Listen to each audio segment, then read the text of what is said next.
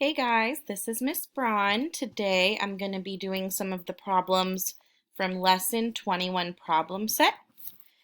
Right? Today the required problems are 2, 4, and 5. So those are the ones I'm going to be working on. So let's read the directions first. Find the value of the point on each part of the meter strip marked by a letter. For each number line, 1 unit is the distance from one hash mark to the next. So let's take a look at number 2, which is our first required. And it says 35, hash mark, B, hash mark 85 centimeters. Each unit has a length of blank centimeters, and B equals blank. So let's look at the first question. Each unit has a length of blank centimeters. So what I want to do is look at my number line and try to figure out what it's counting by.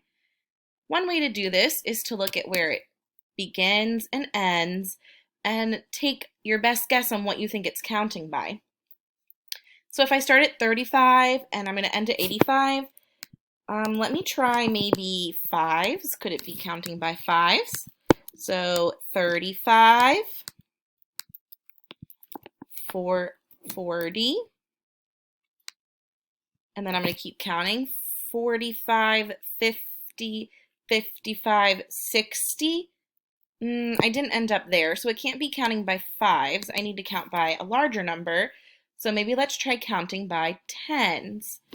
35 plus 10 is 45, 55, 65, 75, 85. That's correct because I ended at 85.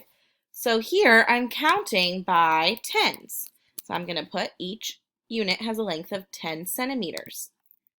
Then I need to go back and find out what B was. Well, I wrote it down right here. I can see that it's 65 centimeters because that's where B is. All right, so that was number 2. Let's move on to number 4. Each hash mark represents 5 more on the number line. D equals blank. So this one is telling us what it's counting by. 5 more. It's counting by 5s. So I'm going to go ahead and count by 5, starting at 45, 50, 55, 60, 65, 70, 75.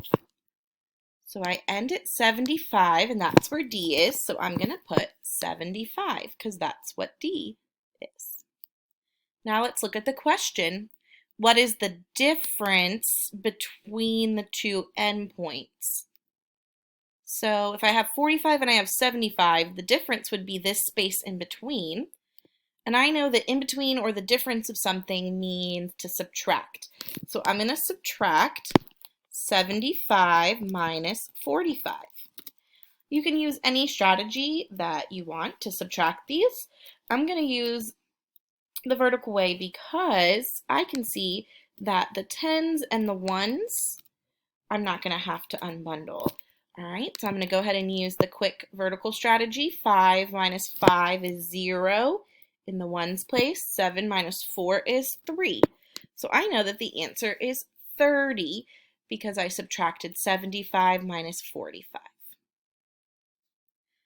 All right, let's move on to number 5. Each hash mark represents 10 more on a number line.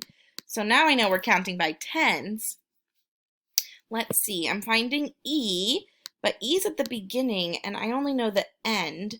So I'm counting by 10, but I'm going to have to count backwards by 10 in order to get to E. So I'm going to start right here and count 180 minus 10. Remember, the only thing that's changing would be the tens place. 180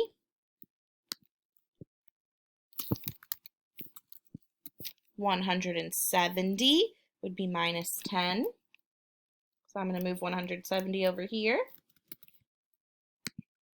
And then minus another 10. The tens place is going to change. Minus 1, 160.